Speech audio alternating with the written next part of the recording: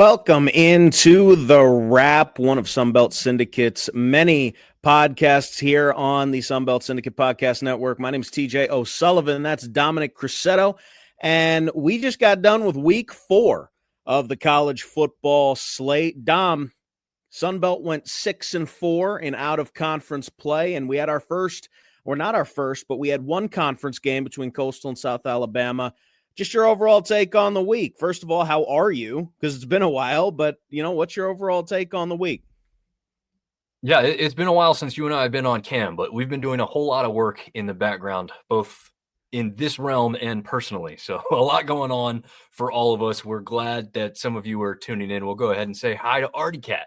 He's always here. Also, I don't think he'll be joining for good reason, but happy birthday to Ben James. He said he was going to be having his birthday on this night. So hopefully he is entertaining guests and friends and whatever and having a good time. But just want to shout out happy birthday to him and a welcome to Artie Cat for joining the stream. We appreciate it. Yeah, this week we went 6-4, as you said, TJ. If you really look at it, this is the best week of Sunbelt football in the big picture of things. In week 1, we were 500. In week 2, we were 2 games under 500. Week 3, 500 again. This week, actually 2 games over 500, finishing with that 6-4 mark. Now, unfortunately, I don't think we had any huge victories this week. We had a couple that stood out a little bit more than others, but I do have to say I think the competition was a little lesser than, right? We've gone up before this week started against 7 SEC teams. There was only 1 on the docket this week, so we had a lot more MAC representation, Conference USA. So I'm glad that we had the better result, but we badly needed it, right? Yeah, absolutely. And I think that this is the type of week that the conference needed. With the lack of the mainstream success that you had mentioned, but also these are teams, aside from Vanderbilt, and I would give Liberty the nod. These are some teams that you would expect the Sun Belt to win based on their placement in the college football landscape. So it's a good week for the conference to get things figured out as we start to really get going into the conference slate, which is going to start up next week and the week thereafter.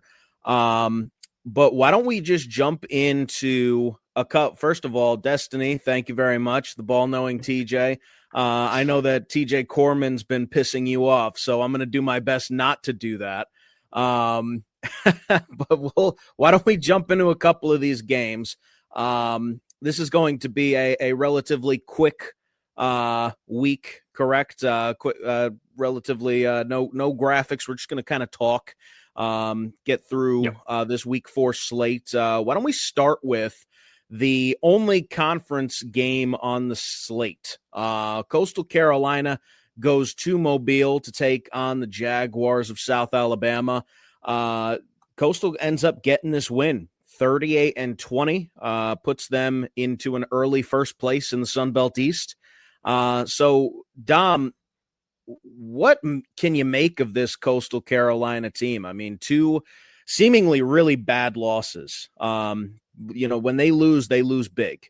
But when they win against teams that, South Alabama was supposed to be a contender in the Sun Belt West, and they still could be. But this is a big win for the Chanticleers. Absolutely is. And it looks like Ben did join the show. Maybe he had the birthday stuff early. We did Happy shout birthday, you out, Ben. Ben. I did say it was your birthday earlier. Happy birthday, man. And hey, look at that. A real fan still joining in on his birthday. Could be doing some much cooler stuff, I'm sure. But he's here with us enjoying it, even though he said he has no words for how A-State played. We will certainly get into that one. But yeah, this was a slow start, right? I mean, that was not really a big surprise for the Coastal offense. That was the part we've said over the past 2 weeks when we've previewed the games.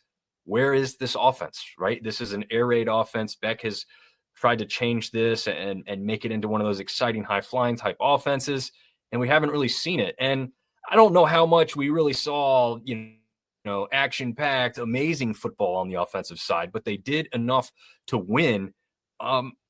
I'm just shocked by the outcome, to be honest with you. Could Coastal have won coming in? Of course. but you're going on the road after not playing all that well at home against, like you said, TJ, a team that a lot of us thought was going to be a contender in the West, and like you said as well, could still be, because they did move the ball pretty well. I mean, if you look statistically, they outgained them in passing yards. They outgained them in rushing yards for the game in total, the Jags did. But Coastal won the game. They played more mistake-free football, and that was one of the things that was kind of shooting them in the foot here in the recent weeks, is they couldn't get out of their own way, turning the ball over with interceptions and fumbles, and they had a lot less of that in this game, and it did pretty well for them, as I stumble over all those words jumbled together. But yeah, shocking result, but one that I said we before this game we previewed. We said both of these teams are on the list to win this week. You better win. South Alabama, because hey, Coastal looks down and out. You better win this game, right? But then we also had Coastal on that list because hey, you haven't shown us anything yet. You better win this game before it becomes too late for you. And that's what they went out and did. So an absolutely tremendous performance by Coastal Carolina. We know that defense has been playing pretty well. They just needed to get some rest while the offense continued to find that rhythm. Finally, both kind of worked together to get that victory for them Saturday night. Yeah, the defense really did come through. They ended up putting the nail in the coffin late with a fumble recovery return for a touchdown. This was a big week for Tad Hudson, in my opinion. He only has 112 yards passing, and he only has 18 yards rushing, but he showed, as you said, that he can play mistake-free football. He had a couple of interceptions in the earlier weeks of the season. No picks here in week 4, throws for 2 touchdowns. He runs in for a third. So this is a big week for Tad Hudson, settling into that offense. The rushing attack, 182 yards on the ground. South Alabama actually outrushed them, 223 yards in that regard, but 182, that sounds a lot more like the Coastal Carolina that we're used to seeing in recent years. Getting that ground attack, opening it up in the air. And you're right, the defense is this Coastal Carolina team right now. They're going to live and die by how their offense plays. Their defense is going to be consistent. So I guess I'll just ask you, through a third of the season already, I feel like we were just getting started. Yeah. A couple of days ago, it feels like, but we're a third of the way through the season. This Coastal Carolina team, you touched on it. The offense still needs work. The offense has not shown you anything. But what do you make of this Coastal team? Are they a threat in the East? I don't know if I've seen the consistency to say that, but I do think they could go out on any given week and beat just about anybody. I'd probably put them behind James Madison and ODU at this point. I could see them competing with an App State, though, right? I think App State has the leading passer, rusher, and wide receiver come into this week. I haven't looked at it again, to be honest. But those three led their statistical categories, even at just 2-1 in the season against not great competition besides that game with Southern Miss. So I think that's kind of where they're at right now. Like, they do some things well and they can play really great games, but they can't continue to have the mistakes that are going to be costly. And so far, App and Coastal have both had those games, those mistakes, but they've had some brilliant plays in the meantime as well. Where are you going to end up? What are you going to do more consistently throughout the season? So for right now, I'm kind of got them on par with App State.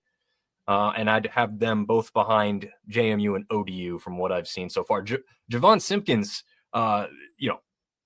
he's got his first real great game of the season. People had been wondering where he was in this offense. Well, 84 yards on 9 carries, 1 touchdown, even got into the receiving game with 2 catches, just 5 yards there, so nothing tremendous. But he's a point, a person in this offense they need to continue to keep rolling with in order to have success. Yeah, absolutely. Coastal Carolina improves to 1-0, gets their first win in their first conference matchup. South Alabama, long season yet. A lot of football left to be played, but you liked some things from them. They had they had the lead going into halftime. It was really that second half they were only able to muster 2 field goals, one in the third, one in the fourth. So would you say consistency is something you'd like to see from the Jags? Yeah, I thought I kind of had seen that going into this week. That's why I would have predicted them to win. But yeah, in this game specifically, yeah, that second half was not consistent at all with what they were able to do within that first half. Both teams started slow. I think it was very low scoring first quarter specifically, and then they got going in that second quarter. But then, Jags kind of fell off and had too many mistakes towards us in that second half, where Coastal kept the consistency up from that second quarter onward. So, yeah, Jags.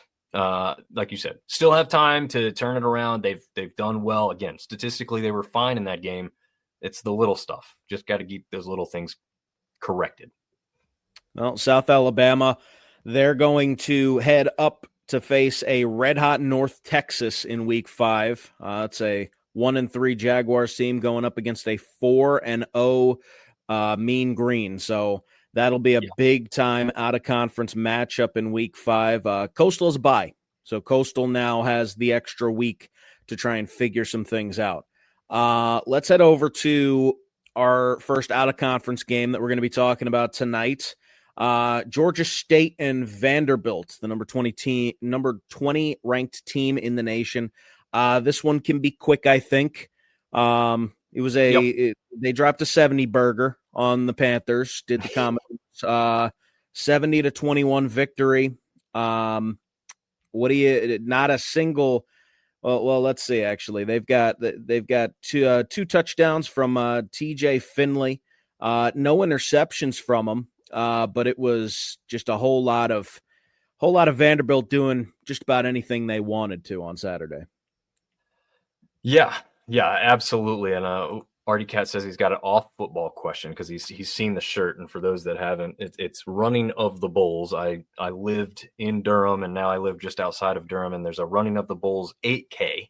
There's no actual Bulls, but it's called Bull City. The Durham Bulls, minor league baseball. TJ's very familiar with them. One of the better known minor league teams because of the Bull Durham movie. But no, I would not actually do the real running of the Bulls. I mean, part of me would want to, but yeah, you're right. I've seen some gores that did not look pretty. So no, I wouldn't do that unless you told me, there was an easy escape route and I was far enough away when they really got entered in there. And I could do the cheap thing to say, yeah, I did it, but I was pretty far away from them. I'm staying clean. I'm staying on the sidelines for that one. I'll be cheering the crazies on while they do that. But I don't know, man. I see you doing the workout videos over the summer. I think you can take them. I think you can outrun a bull. Well, I'm just trying to pump up your ego a little bit. I want to see you do it. Throw a GoPro on and get some content.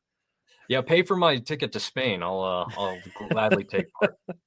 Oh man. But yes, getting back to the Panthers instead of the Bulls. They took a 3-0 lead, and I said, oh, man, I got to get over to this game. I didn't realize it started, right? Panthers are up on the Commodores in Nashville, and I'm like, all right, this is going to be great. Like, maybe the upset happens again.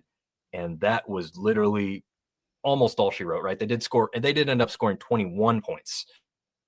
But it was 21-3 within several minutes.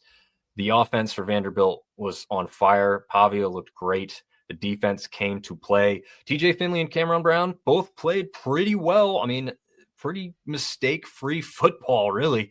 But it was just too much from a number 20 ranked team in the country. We kind of knew that was going to take shape. But, last year we didn't expect the Panthers to win this. Before they had beat Vanderbilt at home last year, they struggled to beat UT Chattanooga at home the week before. So I don't think a lot of people were going, oh, yeah, they stand a good chance to beat Vandy. And then Vandy's even stronger this year. Was the chance high? No.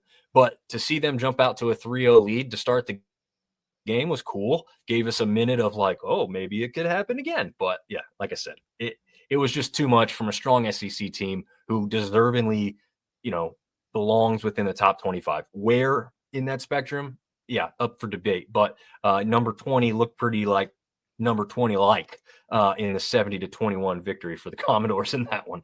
Yeah, absolutely. And I mean, you see what Clark Lee is doing over at Vanderbilt, and if you guys haven't had the chance to check out the new Netflix series, the SEC, I think it's titled Saturday Means More or something like that. But it's an SEC documentary series. It's been out for a couple months now. They go over the 2024 season. What Clark Lee's doing at Vanderbilt is just it is phenomenal. He's taken the laughing stock of the SEC for decades, and he has put them into contention. So this is a Vanderbilt squad on the rise with someone in Clark Lee who I believe attended Vanderbilt and grew up in Nashville. So this is a guy who wants the success and has the tools to do it. So this isn't anything to do with the Panthers. This has everything to do with we're watching an SEC power on the rise. Yeah. You have anything else to add to this one? No, but I'll read Beth's comments since we don't have anything else to add. She says they brought running of the bulls to the U.S. about 10 years ago in Richmond. Her son and her ran with them and joined in the tomato battle. That sounds like a freaking blast, man. I'll tell you what. So that's pretty cool. I don't know if it continues every year now, but at least a one-off at the very least in Richmond about 10 years ago. So that's pretty awesome. I would have loved to have, like I said, gone and watched. I'm not sure if I would have participated, but that's pretty cool. Are you Vandy for Clark Lee? Yeah, he's doing well. He's Doing well. Georgia State's going to have a week off to figure some things out in week 5. They'll head back at week 6. We'll get to talking about them again. But let's go into the next game. James Madison. We've got Bob Chesney and the Dukes taking on former Sunbelt head coach Jamie Chadwell and Liberty. And this one is, in my opinion, it's surprising how not close this game was. James Madison takes it 31-13. However, they did take it to halftime, tied at 10. Then James Madison just pulled away, kept Liberty from doing much of anything. It was really the Liberty passing game that was the reason that the Flames just weren't able to do anything. 3 quarterbacks combined for 75 yards in the air, no touchdowns. No picks, but no touchdowns. On the other side, Alonzo Barnett, I know that everyone was talking coming into the season about this leg injury and how it's going to affect him tremendously. But I got to tell you, Alonzo Barnett is still playing like an all-conference honoree. 213 yards in the air, 1 touchdown, 1 pick, and then on the ground, another 45 yards and 2 touchdowns. So 3 total touchdowns on the day, 9 yards per carry. Alonzo Barnett is making this quarterback situation for James Madison really interesting, huh? Yeah, I think it's pretty clear now. He is the guy. I think he was always the guy. If I had to sell you what I thought going into the season, Fluka was going to be there to help out until he was fully healthy. I think that's what we saw in the first several weeks. They were scared Barnett was going to re-aggravate or re-injure something, and they kept him out until he felt like he was maybe closer to 100%. He was the only quarterback to touch the field for the Dukes this weekend. So I think that's very, very telling, unless Sluka took a hit that we didn't really know about and became a little bit injured. Barnett's the guy. Again, no surprise there. A great performance there. The interception was a little bit luck.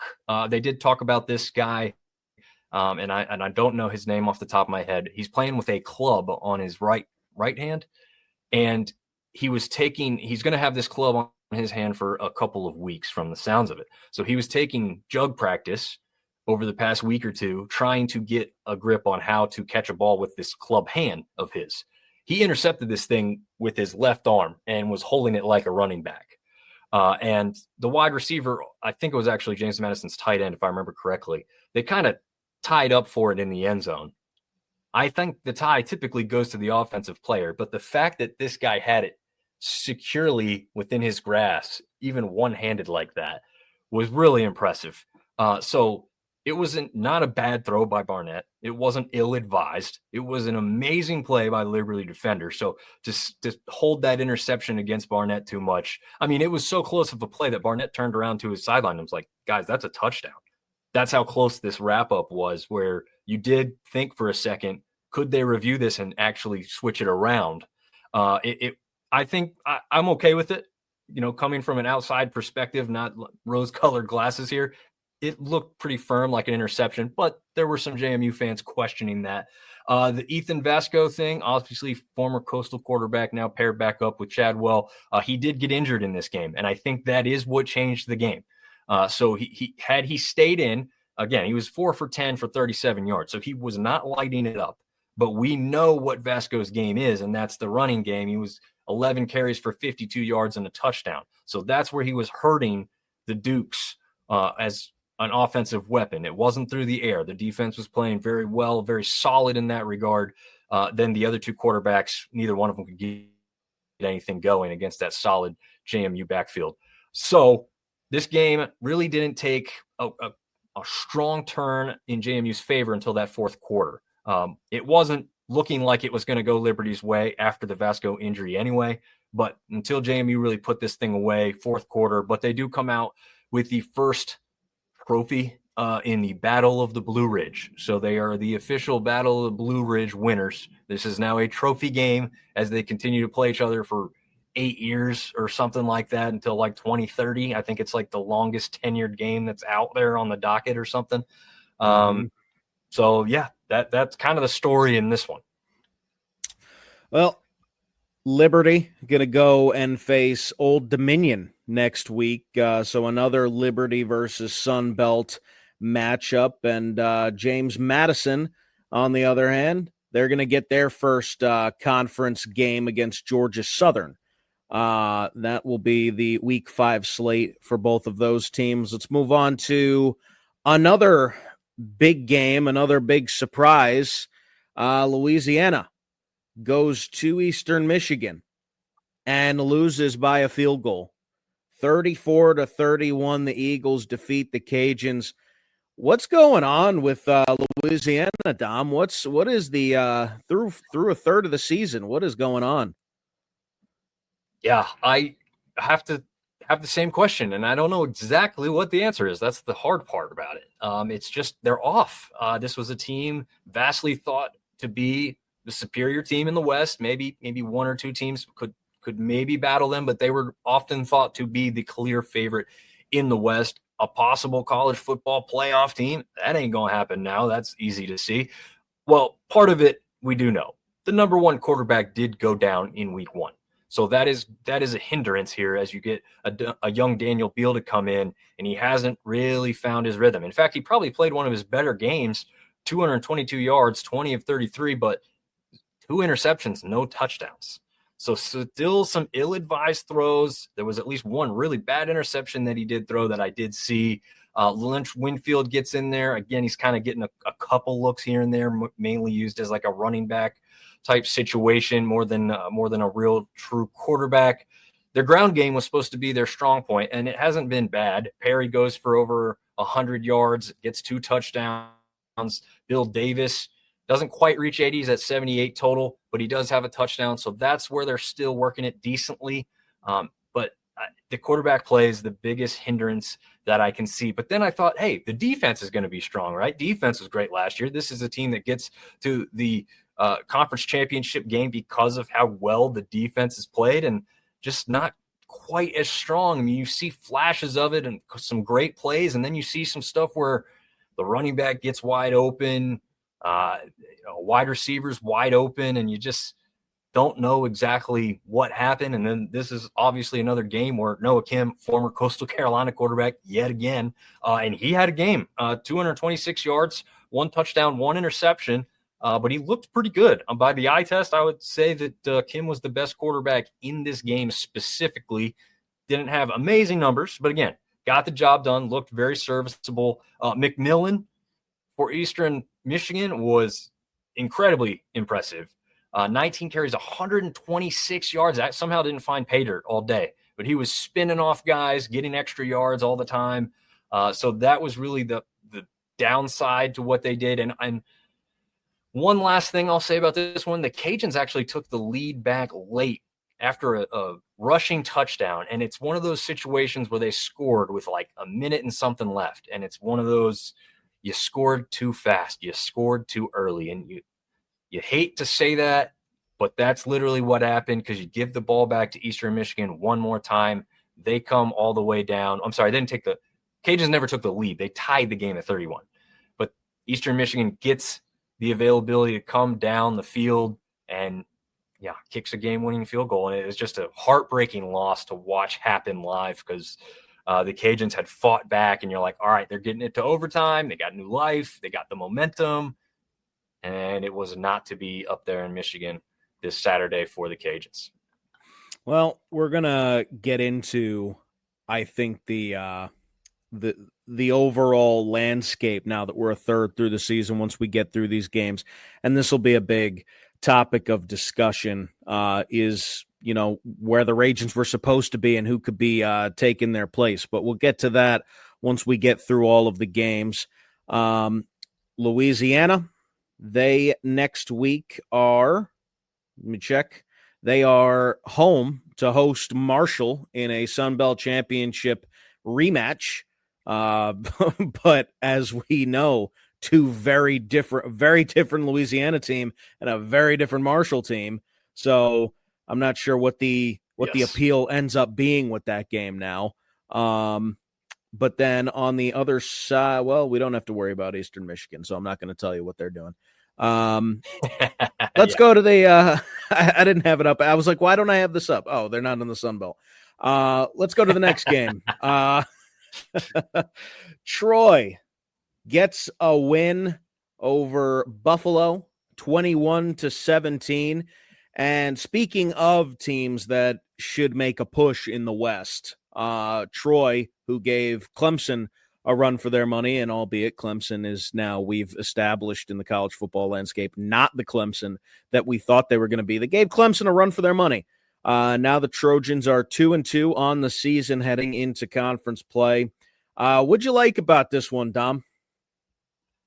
The resolve, and Warren mentions it here. Finally, some halftime adjustments. We need to run wishbone until QB play gets better. Yeah, Tucker Kilcrease, 14 of 24, not great. 148 yards, not bad. Does have one touchdown, no interceptions. Ra Thomas threw an interception, and that was really inadvised. It was like one of those end arounds, and he almost gets tackled, and you're like, don't take the tackle, don't take the sack, if you will. And then he throws an even worse pass. He is not a quarterback. He did not have the arm needed to throw off balance while getting tackled to the ground and threw it. It was one of the easiest picks of that other guy's career, that's for sure. After Ra Thomas had just made a pretty good play, I think a play or two before that as a wide receiver. And, the gadget play, I don't think the gadget play itself was ill-advised or ill-timed, but he just needs to realize an 8-yard loss or whatever it was about to be is perfectly acceptable in that situation, instead of trying to throw the ball up for grabs, and it wasn't even contested. But yeah, Tay Meadows, again, we've said his name a few times, doesn't go for the century mark, only has 68 rushing yards, but he averages almost 5 a carry, gets into the end zone once, had a rush of 20, which was his long for the day. Just a difference maker. Get the ball in his hands more often. Ra Thomas was the leading receiver on the day, 78 yards and a touchdown. Had one that went 41 yards. So they have the guys on the offense who can hurt you. As Warren said, we probably just need to see a little bit more out of Kilcrease to make you feel a little bit more comfortable about what's going to happen until Goose comes back. I mean, he is slated to come back from what I hear. Having surgery, he's supposed to come back in a couple weeks. We even saw the backup quarterback as well this week, 5 for 10, 54 yards. I think he's a Houston transfer, if I can remember correctly, but it looks like Tucker's going to be the guy until Goose comes back. And like I said, I think he played well enough here. Luckily for the Trojans here in the second half, they kind of woke up, scored 21 in that fourth quarter to really win this game, because they were down 14-0 before that. And it didn't look so great. It just looked like, man, it's not a terrible game. It's just not going their way. But Roberson for Buffalo, their starting quarterback, got hurt. And when Gunnar Gray came in to replace him, it's kind of the Troy situation, right? This guy's just not quite as good as the starter. Gray wasn't bad, 5 for 13, 49 yards, and very limited action. Just couldn't get them into that second gear and win the game. Again, Kilcrease good. So, Troy fought valiantly to come back and win this game on a day where it just felt like it wasn't going to be theirs for the vast majority of it.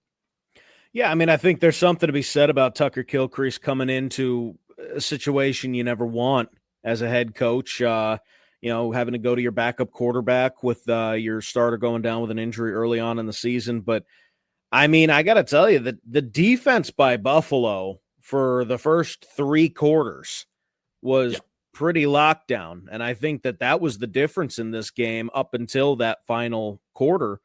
You had 7 sacks, another 3 tackles for loss by the Bulls. I mean, it was 14-0 heading into the final 15 minutes. And then Troy woke up. And I think that, yes, halftime adjustments, sure, we can say that. But it really comes down to, I think it was more on the field adjustments when those halftime adjustments weren't quite working. That fourth quarter, you have to make those adjustments on the fly, and that's when everything happened for Troy. So a big win for Troy. They improved to 2-2. They are, let me switch tabs. They are off. They are off next week, so they will head into their bye an even 2-2 before they start really getting into conference play. Do you have anything else to say about Troy Buffalo? No, I'm just glad we got that victory. Buffalo didn't look amazing, but they were just kind of getting done. And you're like, come on, Troy, like wake up. And again, they finally did, and they got the win. And again, if they can continue to play like they did towards the end of that game, they'll be fighting for a spot in the West, I think. Absolutely.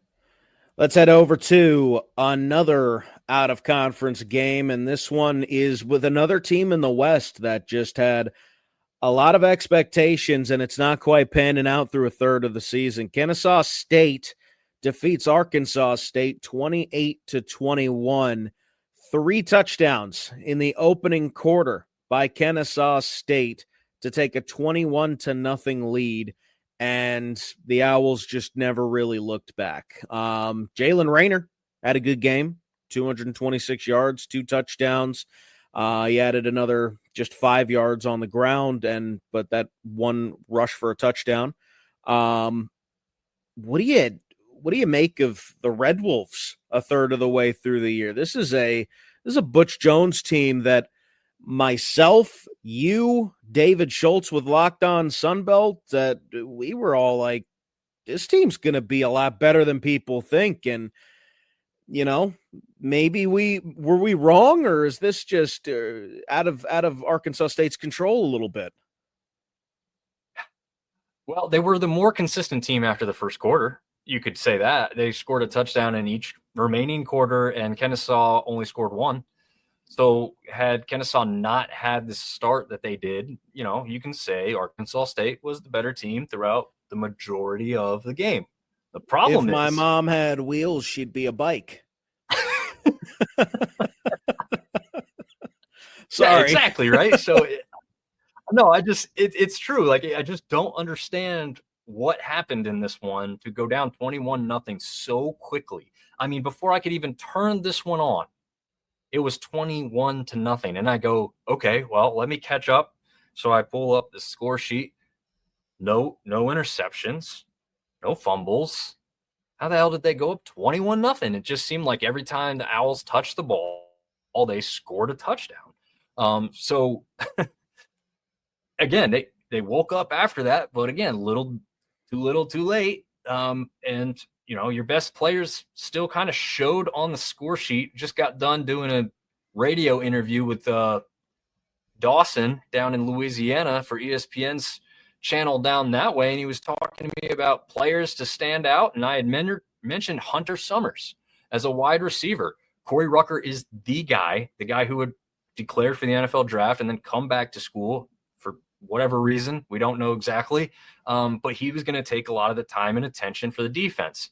Well, Hunter Summers came on pretty strong at the end of last year, and he started off very well this year. He's the leading receiver, 8 receptions in this one, 114 yards and a touchdown. But you just don't have enough at the beginning of the game to win it. And it's just kind of a shock to me that this game went the way it did. Did I think it could be competitive going in? Absolutely. Kennesaw State has shown pretty well since they've been a part of the FBS and been in Conference USA. This is a game and a team in Arkansas State that has higher ambitions, what you would think is a higher ceiling, and they just can't play consistently enough to get to that level. They're on the same realm as a Coastal Carolina and an App State right now.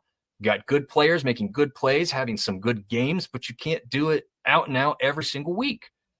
I just think those 3 teams right now, they could beat anybody and they could lose to anybody type of situation. Maybe not, the top 25, but everyone outside of there, yeah, they could spring up and surprise someone, or they could play down to their level and lose a game like this. So I think this was one of those types of games. For whatever reason, they weren't locked in and focused in that first quarter. They turned it on after that, but just not enough. Yeah, I think you hit the nail on the head there. You look at this first quarter. I mean, you've got the first 3 drives for Arkansas State, 3 and out. Next drive is what I will call the extended 3 and out, which is where you get a first down on the first play and then you go 3 and out.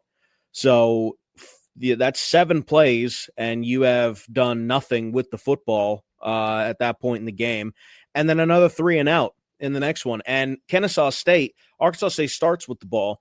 Kennesaw State answers in each of those ensuing drives with a touchdown. 2 of those drives, 75-plus yards.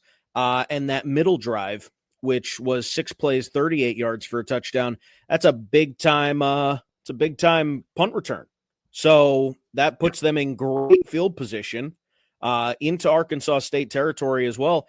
I think you're right. I think it's showing up to the gate. Not saying that they didn't want to come out of the gates firing, but they didn't. And Kennesaw State took advantage. The momentum was with the Owls from the jump.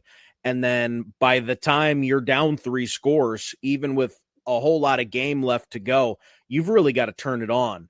Because 45 minutes is a lot of time, but not if you're down 3 scores and you've got the Owls smelling victory after just 1 quarter. So I think that was a punch in the mouth for the Red Wolves.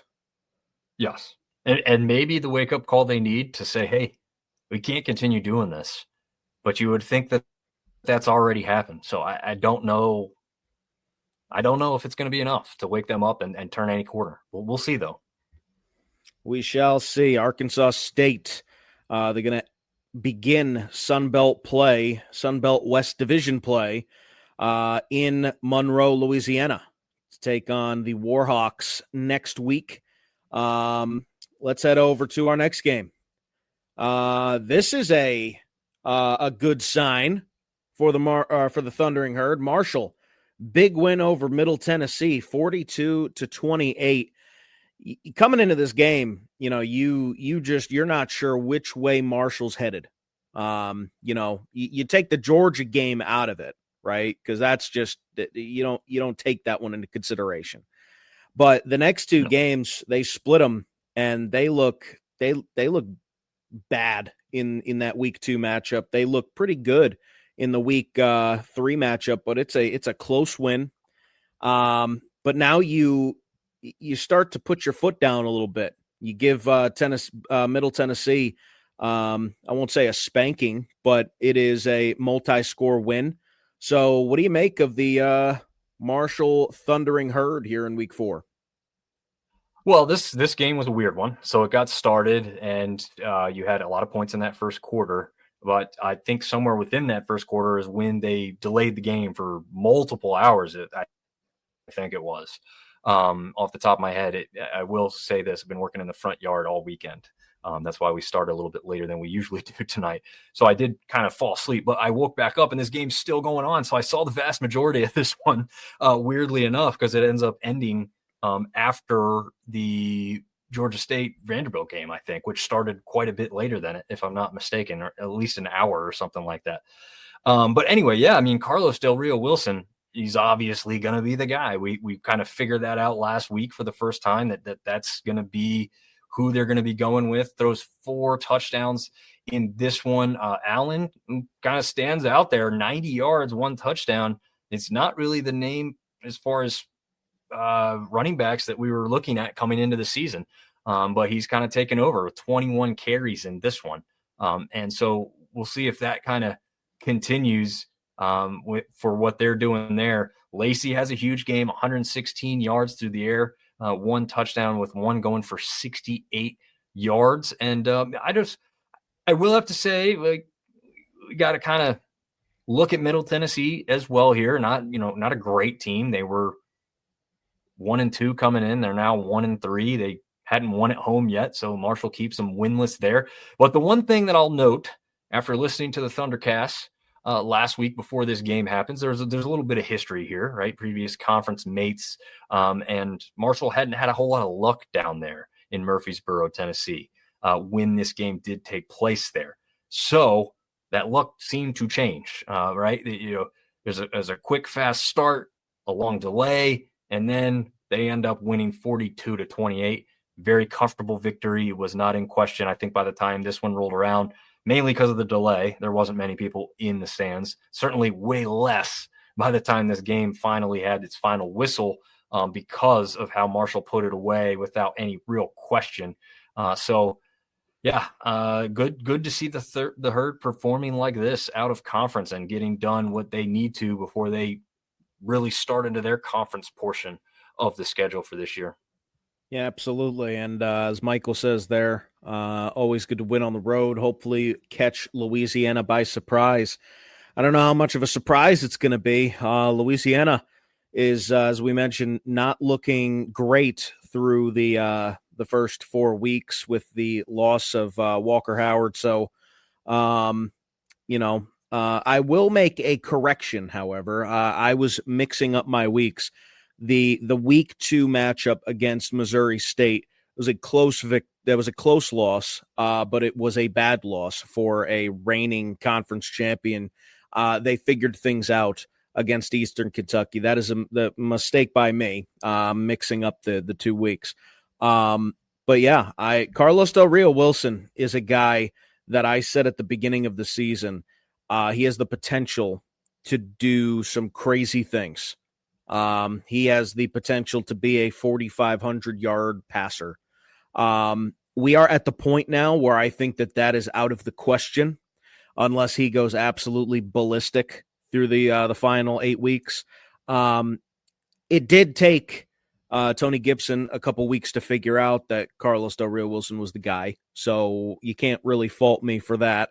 But now that we have, I mean, let's give him a couple more weeks to settle into this offense. I mean, he's got some talented receivers. He's got a talented rushing attack to complement him. So I think that Del Rio Wilson's going to do just fine. It's a big win for Marshall.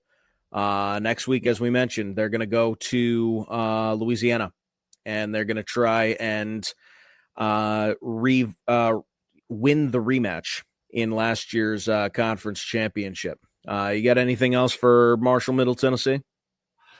No, I think that one pretty much wraps it up. Just again, glad that they're getting that victory over a team like that. That's not what we would think is a great team, right? Like we want those victories to come pretty unquestionably, and that's finally what they got accomplished there. Well, this next one's going to be relatively quick as well. You got Georgia Southern taking on Maine. Georgia Southern wins big, 45-17.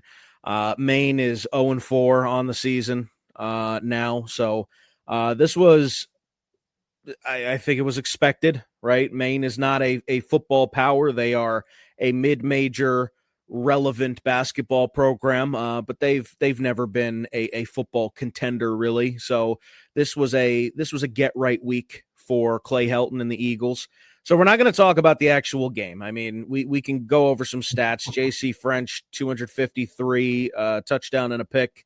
O.J. Arnold led the rushing attack with 85 yards and a touchdown. I don't think that any of this really matters in the grand scheme of things when it comes to Georgia Southern. I think the question I'll pose to you is Georgia Southern is 500 now. They're 2-2 on the season, but it is a I would say scary 2-2 to Yes. where they could be 3-1. They also could be 0-4.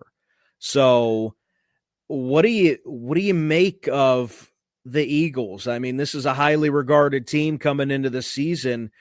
Do you think this is Clay Helton's squad a third of the way through? I'm asking you for a lot of hot takes this week. Yeah, no, I got one here. This was a team that you thought was going to be strong throughout the beginning of the season. They had a tough road swing over in the West Coast, as we know, 2 California teams they faced in back-to-back weeks. One of them was pretty obvious they were going to probably struggle in, but the Fresno State game was a complete surprise for a lot of bad reasons. They were supposed to win that one handedly. Yeah, that one wasn't supposed to be the way it went at all.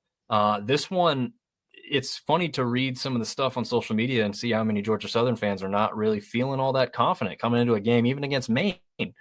The rest of us were kind of confident, like, hey, this is a team that's 0-3. You should win comfortably. I'm not saying they don't score any points in Maine, but you better score yours. One name I'll throw out that if you haven't paid attention to or heard enough of yet, Camden Brown, the wide receiver, goes for 118 and a touchdown, but he's been a standout and noticeable in each of these weeks for them, for Georgia Southern, even in the games that they've lost.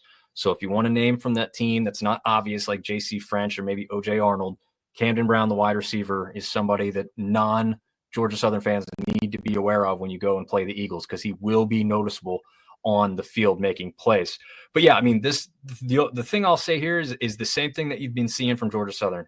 First quarter, 7-7.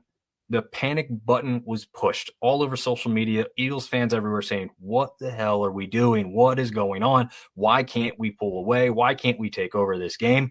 And you can't really blame them. Right. No, you can't, because it's true. It's what they're seeing. The halftime score was only 17-14. I mean, that's not a blowout. That's not a comfortable victory. That's not a comfortable lead. And you're doing this at home against an FCS team. Now, they woke up and scored 14 each quarter the rest of the way, and again, won comfortably in the end. But where is this strong team that we're supposed to see? I don't know if we see it. Once again, go ahead and group these guys in with App State and Arkansas State and Coastal Carolina. Yeah, they can have a great game and they can make some plays, but where is it consistently? I don't see it yet. So, yeah, I mean, I think they're in this middling part of the pack, and that's probably where they're going to stay until they prove people wrong. I think that's what this team is. I think that it's a good time to bring up the fact that this this year is a very strange one in the Sunbelt Conference, where the past few years, I would say the last 5 years of the Sunbelt, or let's go to since 2022, right? Since the expansion, where the conference is where it is now. The Sunbelt East division in particular has been the best top to bottom division in college football. And I know that there's no divisions now, but you could say that the Sunbelt is, because of that division, one of, if not the best group of 5 conferences when it comes to football. This year, it is going to be a competitive division. It's going to be a competitive conference, but for the wrong reasons. You see a Sunbelt team in 2022, 23, 24. They go and play an FCS school. They go and play another G5 school. They're more than likely getting that win. And this is a very scary out-of-conference showing for the conference. Am I on the right track here, or am I reading too far into this? Well, I think you're on the right track. I mean, the one good thing I'll say is, as bad as some of these weeks have been, and as bad as some of these games have looked, luckily, we are still 14-0 against FCS competition. So we don't have any like clearly bad losses. Everyone in the country will say you should have won that game type thing. Those are the games we're winning. Okay. So we don't really have any concerns there with that lower competition level. Against the American, sitting at 3-4, the Mountain West 0-1. The MAC, we are now 2-1 against a winning record. The ACC 1-3, and we know the Virginia Tech victory probably doesn't count for much, but we do have a victory there. SEC 0-8, and most of those games weren't really all that competitive, so that one's a little bit ugly of a look. The Big Ten 0-2, Conference USA, we are currently winning 4-3 in that one, and then the Big 12, we are also 0-2. But yeah, I mean, against like competition, we are still competitive, but we're hovering around that 500 mark instead of showing the strength of this conference, which we thought this year might be that year. So that's kind of the downside of the situation in that one right now. And before we move on, Artie says he stopped in Bangor, Maine on the way to Iraq. He said, good Lord, it was cold outside. Locals said it was warmer there than inland. Which is funny. And if you've watched the Mighty Ducks, you know Julie the Cat Gaffney from Bangor, Maine was one of the famous lines that she delivered in there. It's the only reason I know of Bangor, Maine is because of that Mighty Ducks movie from long ago. So fun fact for you. I just turned down a job not far from Bangor in Maine, which I told you about. Yeah, I was not looking forward to the cold and the money wasn't there. So I'm not making any plans to go there until at least the summertime. I hear it's beautiful in the summer. I'm not trying to go right now. It's already cold here in Connecticut. But yeah, to your point, no losses against competition that should be beaten, right? 14-0 against FCS. But the only reason that they are, or is it 15-0? 14-0, 15-0? 14-0. All right. The only reason that it's not 14-1 is because Southeast Missouri just got moved up to the FBS, and that was a 1-point victory over Marshall. So I think that goes towards the volatility of the first third of this season for the Sunbelt Conference. Every game is now. Let's pay close attention to it. Because there is really no team right now that has really established itself as they're going to come in, they're going to win this game handedly, no matter who the opponent is. So conference play is going to be really exciting. But when it comes back to, CFP selections, this conference is going to have a really hard time convincing people unless there is a clear-cut best team that ends up winning the conference championship, which at this moment in time, I don't see it happening. Do you? The only shot at the CFP that I see happening I will say that there's a possibility of two. ODU played an Indiana team that looks stronger than ever after Indiana's walloping of the Fighting Illini this weekend, right? So their only loss is to that team. ODU's only losses to Indiana, and it wasn't by a tremendous amount. It's actually a very respectable looking score. So if Indiana gets in, right, that's predicated on Indiana doing very, very well. But if, let's say, Indiana doesn't have any losses and ODU's only losses to them, I think you're looking at a candidate there because they would then kind of have more of that strength of schedule. They're about to play Liberty. They'll have JMU. They'll have, if App State looks good, they might be able to have a victory over them. Same thing with Coastal. If they keep winning after this good game they've had, then their resume improves a little bit. The West side, I think it's Texas State, really. I think they're the only ones over there. Again, the only bad loss, if you will, is Arizona State, in which they look very, very powerful. Now, unfortunately for Arizona State, they've already got a loss to Mississippi State, who isn't a world beater. So that's not a great loss on their resume.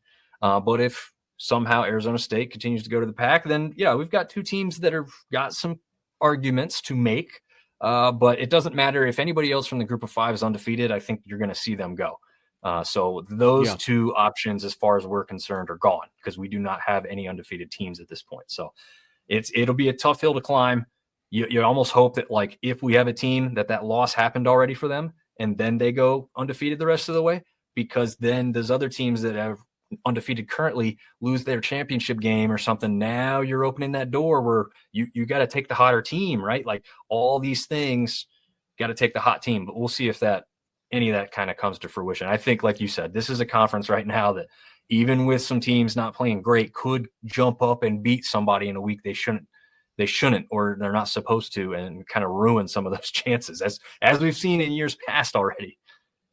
Well, I think there's one more team you haven't mentioned that is in a similar to ODU situation, but we're going to get to them later. Georgia Southern, they go to Hattiesburg, or no, excuse me, not Hattiesburg. They go to Harrisonburg to take on James Madison. Whole lot of Bergs in the Sunbelt Conference. Yeah, there is. So Eagles, Dukes next weekend. Let's head to the actual team that resides in Hattiesburg. A sellout Southern game Miss. there. A sellout game there, by the way. Sellout game against the newest member of the Sun Belt Conference come 2026, Louisiana Tech. And Louisiana Tech ends up defeating Charles Huff's Golden Eagles 30-20. Competitive game until the second quarter. And then that was but to Southern Miss's credit, keeps Louisiana Tech off of the scoreboard through the entire second half. So what stood out to you in this, other than Braylon Braxton? What stood out to you in this game?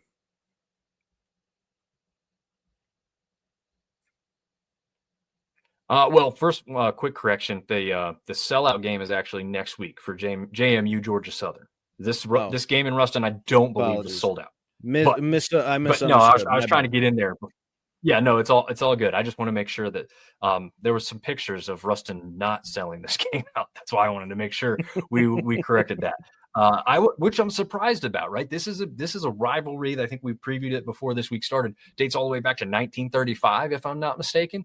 I don't have it in front of me on my paper like I did during the preview show, but these two teams have played a tremendous amount of times. There's a lot of history. They former conference mates. They're about to be conference mates again. You would think that the crowd was going to be pumping for this one. I'm sure the people that were there were into it and loud, but yeah, I mean, you would hope the place was packed out, and it was not to be, even for a La Tech team that had a lot of respect coming in. They were pretty heavily favored against Southern Miss, to be honest, as far as the odds makers were concerned in this one, but still a competitive game. And yet again, another game that we've seen, just like some of the other ones earlier, statistically, Southern Miss won this game. They dominated this game. Braylon Braxton, again, 392 yards. They had 122 total rushing yards, 392. I guess that's in the same realm with the wide receivers, but you had a wide receiver in Carl Chester who went 118 and almost averaged 30 yards per catch. So you had some really phenomenal performances. But yeah, the Bulldogs just did enough to win the game instead of padding the stat book. And I obviously know that's not what Southern Miss was doing or attempting to do, but that is kind of what happened. The biggest play in this game was a Kobe Fields interception return for a touchdown for 48 yards for the Bulldogs. And that was really one of the bigger differences here. I know it's a 10-point game, but that one, when it happened, put that touchdown lead up there and really just never looked back. And so, yeah, La Tech gets the victory. It's hard to crap on La Tech too much because hey, they're about to be in this conference, so we don't want them to be bad. So it's not the worst thing to lose a game like this in a weird way. But Southern Miss fans hate it. I'm sure they're not. Last week they stuck around because they beat App State and they were all over the chat trying to talk their stuff, which is great. That's what this is all about. But they've gone a little quiet because this is a team that they do not like, they do not respect, and they always want to beat, and they didn't get it done. But again, this is not a bad Southern Miss team. This wasn't a bad performance. They didn't lose because they were awful. They just lost because La Tech just played a little bit better. So again, I don't think Southern Miss is off track here. It's just a blip on the radar that hopefully they can get around and get back to playing a little bit less, mistakes, and this game goes a different direction maybe. I think there's also something to be said with the fact that this is the first time La Tech has been able to go up against a Sunbelt opponent since they were announced as the newest member. True. And I remember pretty distinctly, we also talked about it on our show a little bit, how La Tech was not a very welcome choice to join the conference. So you have to think that those juices are flowing a little bit, where they're like, I'll be the first one to say that I thought that Western Kentucky was a better, more competitive fit for the Sun Belt Conference. Not that La Tech wasn't a good addition, but that Western Kentucky would have been a better addition. And La Tech, I'm sure, heard not just me, but everybody that was talking about this. And the first time that they get to go up against a Sun Belt opponent, they beat them. And it's going to be their only time this season, in football anyway, that they're going to get a chance to go up against a Sun Belt opponent. So this is kind of, I guess, the preview. They say, listen, we understand that this is Southern Miss and it's a new look Southern Miss, but we are here to play. We are here to win. Southern Miss is now 1-0 against the Sun Belt, heading into 2026, where they're going to see a whole lot more of them.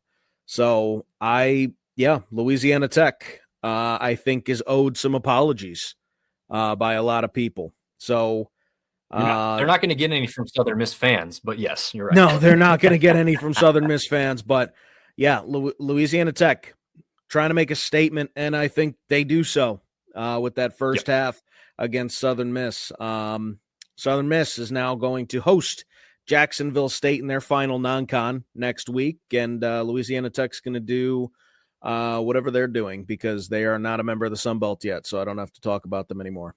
No, we are not paying closely enough attention to them. We're keeping a distant eye on them, but yeah, we are not reporting on them as of yet. Not yet. So until next time, I think they're playing UTEP now that I remember. Which is a team we'll talk about here shortly. But first, let's talk about another Texas team. Texas State improves to 3-1 with a win over Nichols College. 35-3 victory. It was always in hand for Texas State. And I think, we were talking about the West and who's separating themselves. And I think that the West is pretty much at this point in time, it's a clear-cut favorite. Texas State is the favorite here. Did you anything that you want to point out in this game other than it was a dominant win by the Bobcats? Yeah, it was a dominant win on the scoreboard to some extent. I'll agree with Artie here, and I didn't tune into much of this one because of the early score and the expected outcome, so I won't lie to anybody and say I watched the whole lot of this one. But from the statistics, I can agree with what Artie says. He says, despite the score, a bad game, really. Couldn't score 50, weak running game, play calling was ho-hum, sloppy penalties over and over. Bobcats have a lot of work to correct and errors before the Sun Belt play starts. And if you look at it, you can tell that, right? Brad Jackson, pretty good quarterback, 13 of 20, 180 yards, 0 touchdowns, 0 interceptions, but pedestrian. Lincoln Perry, 15 carries, 64 yards, 1 touchdown. That's pedestrian for him. Bo Sparks has been phenomenal up until this game. 6 receptions, 63 yards. Again, for him, that's a pedestrian number. Wasn't even the leading receiver as far as yards were concerned. He was the leading receiver as far as receptions on the night. But the team had 1 sack against an FCS opponent, 5 tackles for loss. I mean, this is, they did have an interception. So Terrell had one of those. And that it just, nothing really stood out, right? Like, this is just a game you win. And maybe this is the rebound from the Arizona State game where they didn't play great. They still can't really find their footing. This wasn't a game that they got up and really excited for. Everyone knows you're expected to win. I believe this one was a sellout, if I'm not mistaken, as well. Actually, an FCS team sold out Texas State. It's less to do with the opponent and more to do with the culture and the climate of Texas State and their fan base changing for the better and for the positive as they look towards this Pac-12 era they're about to enter. But they haven't gotten out of the Sunbelt era just yet. And if they want to win this conference and they want to battle for the Sunbelt West, as already said, they're going to have to clean things up and get a little bit stronger in a few spots. Again, they've got all the tools and all the weapons you could want. So it's not a hard thing for them to turn it on. I still consider this Texas State team above all those other teams we've mentioned as what are we going to get each week? I don't think that's where this Texas State team is. But can they get to that upper echelon where people are including them into a really, really good bowl game, if not a CFP type of entry at the end? Again, they're far away from that type of level right now, but I think they have the ability to get there. They're just going to have to step it up, as already said, before conference play. And he's also mentioned sold-out game. 4th largest crowd in UFC stadium history. And, yeah, I mean, again, FCS team. Culture changing. Yeah. Texas is football state. I mean, I'm just going to address some of that. I think that it's fair what you're saying. You know, the Texas State didn't look great against a subpar opponent. Maybe they won by 5 scores. Cool. I don't know what else. You know, this is kind of for Artie Cat too. Give them some credit. They won by 5 scores. They put 35 up. They kept Nichols out of the end zone the entire game. I don't know what more you can ask from them other than, you know, no, Brad Jackson didn't throw for 350 yards. No, Lincoln Perry did not go for, you know, his usual 150,000 yards, you know, but at the same time, Lincoln Perry was only given 15 carries. You had a whole array of ball carriers for Texas State. I think that this is more of a game where you never sleep on an opponent, right? Not a Division I football. You never sleep on an opponent. You see what Southeast Missouri State can do to Marshall. You see what App State in 2007 can do to Michigan, right? Southeast Missouri State. Yeah. Missouri. It's Missouri State. Southeast Missouri State is a different school. Is that? But that's who beat Marshall. No, Southeast Missouri State. No, Missouri State. Missouri State.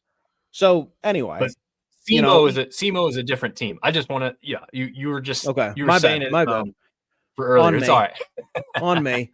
No, now I'm seeing the logos. You're right. But yeah, you got basketball on the brain because I think SEMO is a pretty decent mid-major basketball. I do have basketball on the brain with my new media venture, but it's 35-3 victory. It is a Texas State team that has looked strong the entire year. Maybe they opened up the playbook. Maybe they were working on some of their plays that they see analytically they struggle with. I don't know any of those. You know, I know that in some of these games, you know, with Nichols, the more successful football fan base is going to say, hey, we beat them by 32, but why didn't we beat these guys by 70?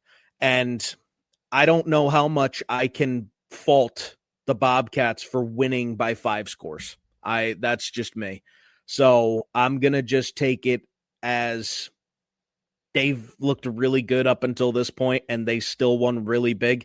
And now next week is the week that matters. So I don't know that you read too far into this game. True. Yeah. I mean, I can agree with some of that too. And like I said, I'm siding with Artie because, he's been a long time fan of this show and a contributor, and I know he knows what he's talking about. So, but obviously he's got his team colored glasses on, right? So he's saying, "Hey, I want to see more. I want to see a Vanderbilt versus Georgia State outcome, right? Like 70-21. Yeah, they've scored a couple of points, but by then we had our 4th string guys in there, and so like we put up our points when it mattered most. So, yeah, I see what he's desiring out of an FCS team. I've done the same thing when my teams played FCS teams and said, why did we struggle? Like we couldn't do this, we couldn't do that, but we still won by 28 points. But you just want to see more. I guess I look at a 5-score win and I say good job. but True. that's where I'll leave that. Texas State heads into a bye week, and then they really get going with the conference play. So let's head into the final game, which is Yeah. the other team, in my opinion, that is in a similar spot to an ODU. ULM Warhawks. They're 2-1 on the season. They beat UTEP 31-25 on the road. Aiden Armenta looks pretty good. 136 yards, 2 touchdowns. He adds another 19 yards on the ground. Braylon McReynolds, 107 yards and a touchdown on the ground, and 1 catch for 14 yards in addition to that. This is a really strong showing for ULM out of the gate. They put up 24 points in the first half to UTEP 7. They put up another touchdown in the third quarter. They struggle in the fourth quarter a little bit, and UTEP starts to build some momentum, but they get the win. And what do you think about the Warhawks? The team picked to be last in the West, by the way. Warhawks. I got the hat on tonight. There you go. So, I wore this because they keep winning. Unfortunately for them, the part that they don't have that ODU does have is a competitive loss against a ranked team. When they went up against Alabama, they got smoked. They got shut out. It was 73-0. So that an Alabama team coming off of a week where Kalen DeBoer, they were calling for his job, but I'll let you continue. Yeah, it's just you've got to, if you lose 48-28 or something like that, it's still a comfortable enough victory for that SEC team, but you were competitive and you were playing pretty well. They didn't really have that aspect to what they did. They got really completely shut down in that game, which was unfortunate. ODU looked a lot better against Indiana. Yeah, and they looked strong even in defeat. The one thing I'll put out there, though, this UTEP team lost to a very highly ranked Texas team by only 17 points just a week before this game. So you're thinking, okay, UTEP hasn't stood out for anything. They beat, a lower level team, and then they lost to Utah State, I think, to start the year, but it wasn't a terrible, huge difference in that loss. So it was maybe respectable in some regards. 28-16, Yeah, so it was, maybe a little further than I thought, but it wasn't a blowout. How about that? But yeah, this is a game where you say, UTEP just had a pretty good showing against Texas. ULM better watch out. They're coming off a bye. Either they're going to be hot coming in to start the game, which they were. They scored 14 points in the first quarter, 24 points in the first half. So that was great because they did cool off towards the end of the game. But yeah, Aiden Armenta has always kind of been that playmaker more with his legs than his arms, but he had a pretty good throwing game in this one. Nothing amazing, but he hasn't been that top level elite throwing quarterback. So we're not necessarily expecting that out of him. You need to be serviceable, have McReynolds have a good game for you to open up the passing game. He goes 8 of 14, so he didn't even throw that many times. He does have 136 yards, but he's got 2 touchdowns. So, his average is only 9.7, which for a quarterback isn't bad at all, but it's not real high either. So he's not looking downfield threats. If you look at their receiving core, it's to be honest with you, a little hard to pick out a guy who's going to stand out consistently every single week. They've got that in the running back in McReynolds, but they don't necessarily have that in a wideout threat at this point, at least not something that's completely obvious to the rest of us. But yeah, they just got it done against a UTEP team that seems like they can be one of those feisty teams. It was a road game, again, coming off a bye, so they were going to have to respond accordingly, and they did so to get this 31-25 victory. Yeah, ULM has pretty much established at this point that they're going to live and die by their rushing attack on offense. Yes. 252 yards, 107 from McReynolds. Dorian Lewis threw on another 79 yards, so you've got a bit of a two-headed monster brewing in Monroe. And then you've also, going to the receiving, there's only 9 catches in the entire game. So it is tough in this one to kind of have someone that stands out. You could say Jake Godfrey with 49 yards on 2 catches. That was a was tied for the team high in catches. So, it is tough to say, but I think the big thing is that the ULM defense is really good. It is a consistent defense. They started to fall asleep towards the end, but that fourth quarter, that's probably the most unsure they've looked all season. They have other than Alabama. We're not going to talk about Alabama. We'll skip that game. I don't count Alabama. I have to make that clear. I don't count Alabama. Obviously, they looked really bad against when they let up 73 points. I don't count that game. Yeah. This is a pretty good defense for the Warhawks. It's a really good rushing attack for the Warhawks. Getting Armenta going in the passing attack, he only attempts 14 passes, and it's not like he's this dual threat on the ground in this game. He only rushes 4 times, so he was handing the ball off all game long and letting McReynolds and Lewis do their thing. So I think that this ULM team is a scary pick in the West. And if you remember correctly, I'll bring this back, preseason during the West preview show. I think I picked a particular team from Monroe, Louisiana as my dark horse, my pick to win the West. And you can go back and fact check me on that. And I know for a fact that I said that. Nice. It's a good ULM team. And I think that they've got a lot to prove, obviously, but if they were to somehow run the table and get a berth to the West, you've got to consider a higher bowl game for the Warhawks. This is a good team. I think this is a much better team than the numbers indicate. And they kind of showed it. And right it'd out be from interesting to see if the they gate. can get to that bowl game this year because. Oh, go ahead. No, go ahead. I think we had a little slowdown in the video, so I didn't realize you were still talking. That's why I started to jump in there. But anyway, this team that, like you were saying, this ULM team could be underthought of because they started off really good last year. They beat that James Madison team that people thought was going to be really good. Then they beat the back-to-back champs of the West in Troy and back-to-back Sunbelt champs, actually, even. Now, Troy wasn't quite the same as they were the 2 previous seasons, so that you do have to put that on there. But they started off, 5-1 before going 0-6 the rest of the way. So could they just be a little bit more consistent? I think they could.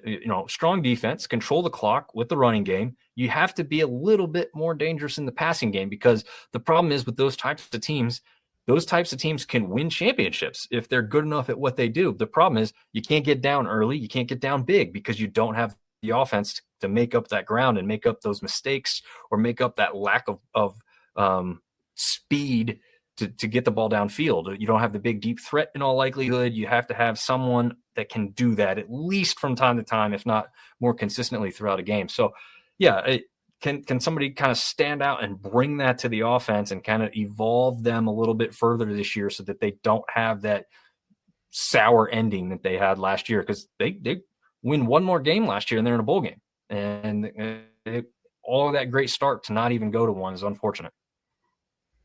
Yeah, absolutely.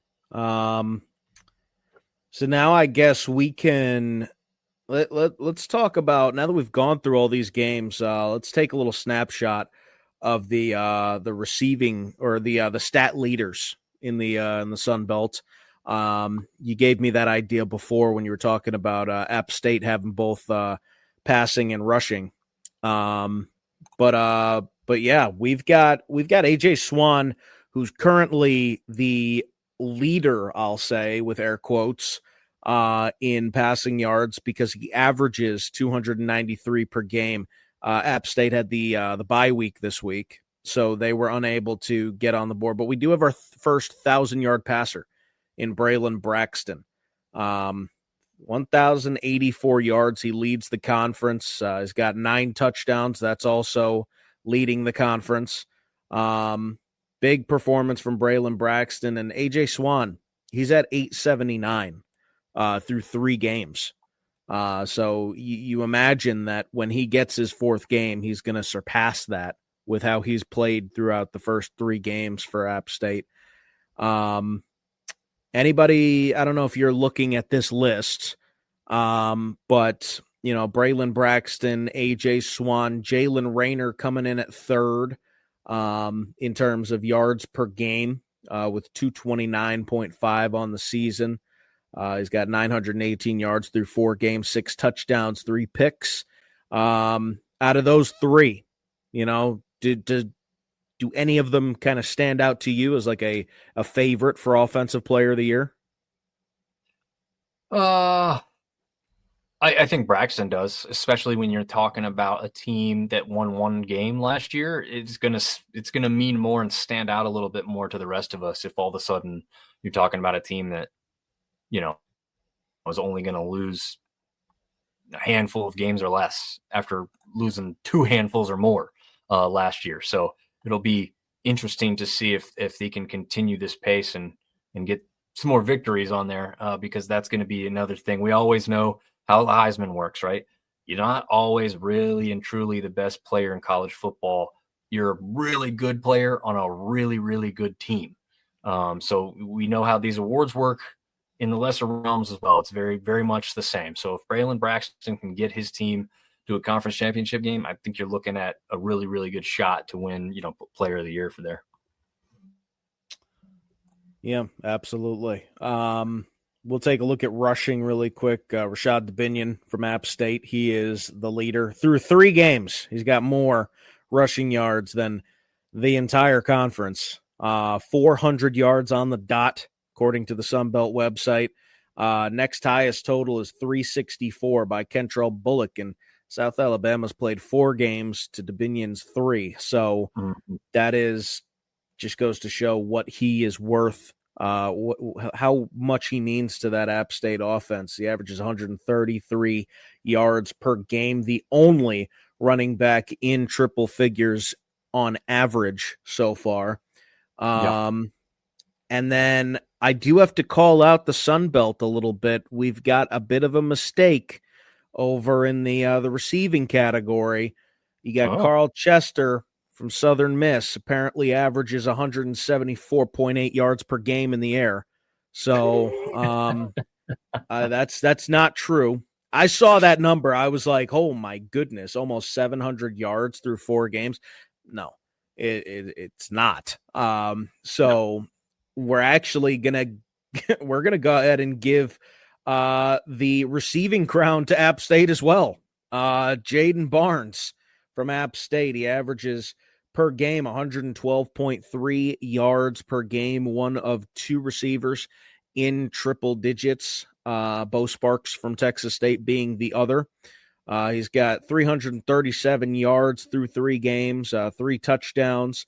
His longest catch of the season was a 59-yard catch.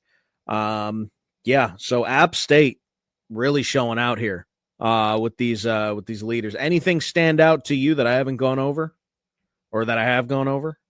Well, one thing with the rushing, the one guy that I think we just below who you're already talking about. Well, first of all, Colton Joseph is 3rd on the rushing list as a quarterback. So there's obviously another really, really good, easy pick for a player of the year if he's getting it done through the air and on the ground.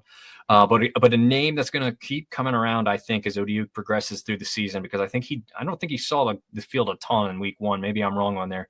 Traquan Jones, the running back from ODU, I think he's going to continue to impress along the way, especially Tay Meadows right beneath him as far as average per game. I think those 2 guys are really going to continue to pour it on and probably climb that list as we get further into this season. I'll just go back to, some names that people should keep an eye out when you play these teams. Ted Hurst from Georgia State, great wide receiver. Yes, the Panthers are not going to seemingly have a great season, but he is an amazing wide receiver who could play at the next level. Camden Brown, I mentioned him earlier in the show for Georgia Southern. I think he's going to continue to impress along the way. And then a lot further down, and again, this is another player that I think is kind of one of those sleeper picks, is Hunter Summers for Arkansas State, down there in 12th as far as averages per game right now. But I think he's going to continue to keep climbing up this list. The only thing that's going to be a downside for him is he's got a future NFL player in Corey Rucker on the other side that he's lined up with. So he's going to steal some reps from there, or have to try and steal some reps for himself from there Rainer's good. He's going to spread the ball around, and you're going to see Hunter Summers' name come around a little bit more as the season continues to go on. And yeah, those are some of the guys that maybe not near the top of the list that are really known names that everyone expects to see, but I think some ones that are going to be around at the end of the season for sure. Absolutely. Yeah, let's go into the week 5 slate. I know that I kind of just said them as we were doing them, but let's go through each of these games just in order so you have them. Starting things off on Saturday at noon on ESPNU, South Alabama going to North Texas. Big game. South Alabama 1-3, North Texas, the Mean Green are 4-0 on the season. That'll be a big one in Denton. 1:30, Georgia Southern heads to James Madison for a conference game. First one for both teams with 2 wins on the season. Like we said, Georgia Southern in a bit of a scary situation right now. James Madison looking pretty good through 3 games coming off of the bye week. Arkansas State, they take on ULM in Monroe at 3 o'clock on ESPN+. Liberty takes on Old Dominion, another Liberty versus Sunbelt matchup. That game's at 6 o'clock Eastern on ESPN+. Jacksonville State takes on Southern Miss at 7, also on ESPN+. 7:30 is one of the games that we were talking about in our best non-conference matchups heading into the season. This is the week. App State heads to Boise, Idaho to go play on the blue turf, the second best colored turf in college football, in a completely unbiased opinion sort of way. Of course. That game is at 7:30 Eastern time on FS1. It is, I wrote the article, so I'll tell you that at the very end of the article, I said that is potentially the most important non-conference game in terms of timing and names involved in the game that the Sun Belt has ever scheduled. So keep an eye on that one, 7:30 p.m. On FS1. And then wrapping up the slate, we've got the rematch of the conference championship last year. Marshall at Louisiana, very different Marshall team, and as we have learned, a very different Louisiana squad. Which one of these games, Dom, are you most excited for? If and you can pick App State if you want. I know that's where your head's at, but which one of these games are you looking out for? Yeah, I mean, I'll take the easy pick here as an App State guy. This is kind of the jersey behind me here. But yeah, I mean, anytime that any of our teams match up with Boise, I was very excited when Georgia Southern went up against them last year. They got to host Boise down at their place.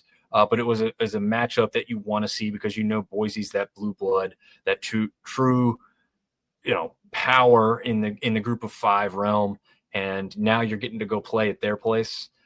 Definitely very excited about that. As far as maybe an underrated one that I'll look at is that Southern Miss versus Jacksonville State. I think that one could be a very entertaining game, a very good game overall, especially with that sour taste Southern Miss is going to have after statistically performing very well against La Tech, but not coming out with the victory. So I think that one is one that I'd put on my docket. The ODU Liberty game going in, I think I used to think it was going to be bigger. I wouldn't be shocked or surprised, especially if Vasco continues to be out and injured, if ODU wins that game more than JMU won that game. So that'll be an interesting thing, right? We still have the royal rivalry between ODU and JMU to come this season. So it'll be interesting to see if they got some juice that they'll get from, hey, we beat Liberty by this and you only beat them by that. Like, that'll be kind of a cool storyline. But I don't necessarily expect that game to be close. I think the Monarchs could win that one comfortably. Yeah, I think that this is an interesting Liberty team as opposed to the first 2 years of Jamie Chadwell's tenure there. Going back to Jacksonville State though for a second, I mean, yeah, this is a Jacksonville State program that has been on the rise. They have been looking to, establish themselves as a group of 5 power. And through the first 4 weeks, they lose to UCF to open the season, but they lose by just 7 points, 17-10 final. They beat Liberty. One of Liberty's 3 losses is Jacksonville State. They lose to Georgia Southern once again by 7 points, and then they kill Murray State 45-10. So this is a Jacksonville State team that are 2 drives away from being potentially 4-0 with 2 overtime victories. So that'll be a really good game to watch. That, I think, is going to be more of a test for Charles Huff and the Golden Eagles than people give it credit for. So, yeah, that is another great one to keep your eye on. Yeah, absolutely. Yeah. So, do you got anything else, Dom? I think we went through the whole slate. We went through the leaders. Went through next week. Anything else you want to add? No, I think we really covered it pretty well tonight. Appreciate everybody tuning in. Appreciate TJ for running us through the whole slate for this week as it happened, and what we can look for as far as players standing out and matchups coming into next week. And we'll still have the preview for you on Wednesday as well. Myself and TJ Corman will give you that. We'll switch TJs for the night.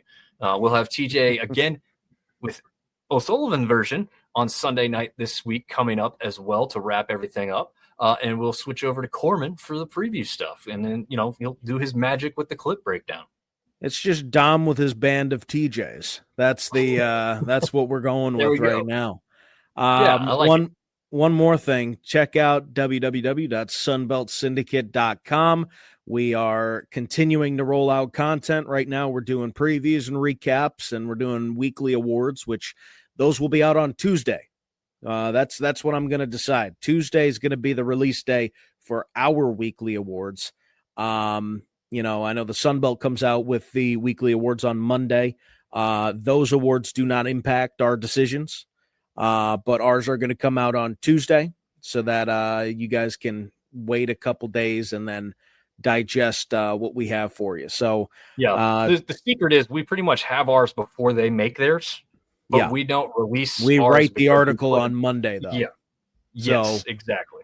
Especially lately, I don't know who here follows me on Twitter, but I am starting a new media venture in addition to Sunbelt Syndicate.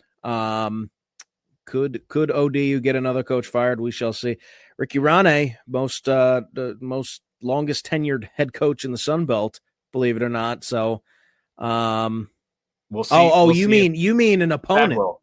Yeah, you mean an opponent. Chadwell's not going anywhere. I don't think buyout's insane for G5. Yeah, exactly. I don't think Chadwell's going anywhere. He's got He's got 4 years, $4 million a year, for Liberty, and I know that Liberty's got money on money, but he's not going anywhere. This isn't whether or not Jamie Chadwell can coach. This is whether or not he can get a quarterback. At this point, he's going through the ringer right now. Hey, how about that Salter decision to leave Liberty to go to Colorado to be like a third string guy? Could have been the guy at Liberty, continued to play well. And anyway, I digress. Yeah. No, I mean, it brings up a good point, but I think it's a topic for another time. But yeah, Jamie Chadwell's not going anywhere. But anyway, I think that'll do it. This is the wrap from Sunbelt Syndicate. I'm TJ O'Sullivan. That's Dominick Crosetto. We will see you on Wednesday for the preview. Well, Dom will see you on Wednesday for the preview with TJ Corman. Until then, we will see you later.